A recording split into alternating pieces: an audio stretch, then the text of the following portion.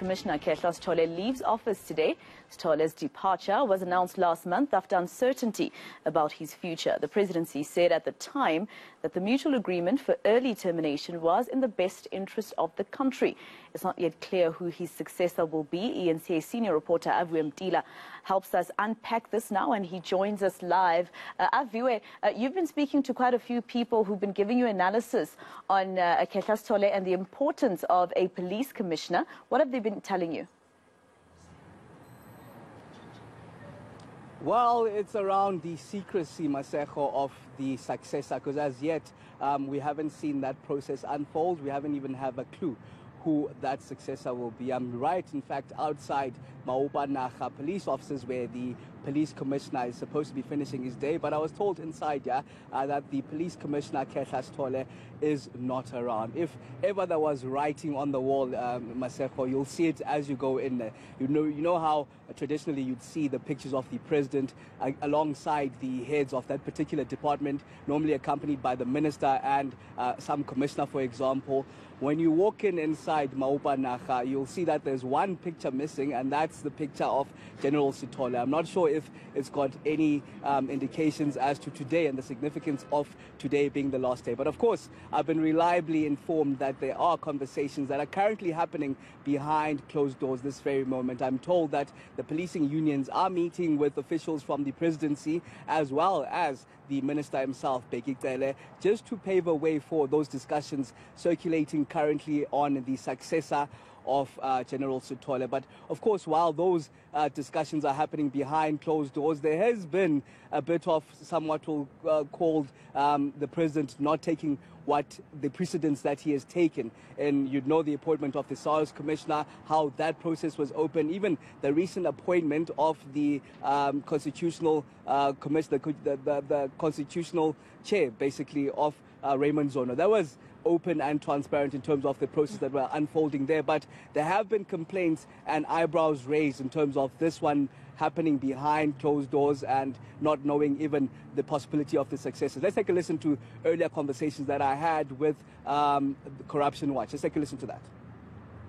It is very unfortunate that President Ramaphosa is acting against his own precedents that he had set when, reviewing and doing appointments differently. And, for example, the appointment of the National Director of Public Prosecutions or the appointment of the SARS Commissioner, even the recent appointment of the JSC appointments, the Chief Justice appointments. The President has taken initiatives to ensure that those processes were open, that they were transparent, that they were forms of public participation. So it's concerning, and it's definitely really disappointing that in the National Police Commissioner, which one can argue is as important as those other appointments that the President had made, he's not following a precedent in process that he himself had set. And the police serve an important function in our country, and they've been riddled with bad leadership, with corruption, with misconduct, and they need a leader that is going to be ethical, someone whose integrity is beyond reproach, and someone that the public actually feels confidence in, and that the police service themselves, those who work in the police service, also feel confident in. So this process that's happening behind closed doors is not okay. It's not okay for the purposes of transparency. It's not okay from the perspective of just following good appointment proceedings.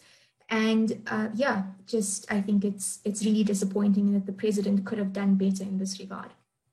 All right, Aviwe, I just wonder what the people you've spoken to are saying about Khehla Sithole's tenure. Well, his tenure, Masego, has been one that's been marred with a lot of controversy and a lot of headlines, even going back to the July unrest where it was said that he was caught napping with the security forces not prepared for those looting that we saw both in KwaZulu-Natal and in Gauteng. Of course, they didn't see eye to eye with the police minister, Bheki Cele, and that was quite evident playing out in the glaze of the media in its entirety.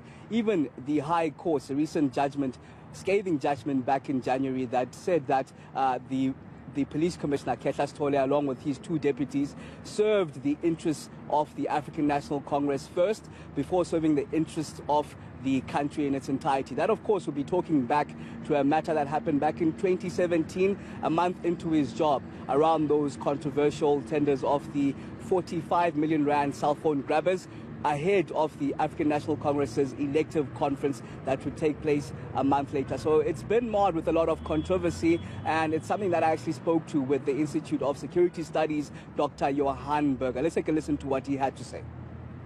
I would not give him a very good rating. I think the facts shows that he was not an inspirational leader. He was not an operational leader of the police service. You know, my information is that the police are left with more than 100 strategies that is left behind. So he was a strategic thinker, and his solution to every problem was to develop a strategy for that. It's impossible to implement all that number of strategies. And of course, as far as the KwaZulu-Natal situation is concerned, it is an unacceptable excuse for him to say he's run this from his office and operations room at his office, while one would have expected him, given the fact that the crucial part of the violence was happening in KwaZulu-Natal, and the police were then blamed for not being able to bring the situation under control, that he should go there in person to provide direct operational leadership, which he failed to do.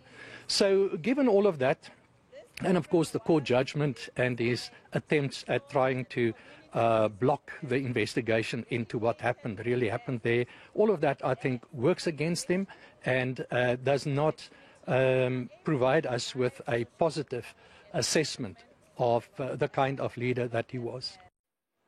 All right, senior reporter Avuye Mdila, let's leave it there for now. Of course, we'll continue with Avuye as he gets reaction from more people who have a lot to say, of course, about the position of the police commissioner. Now, President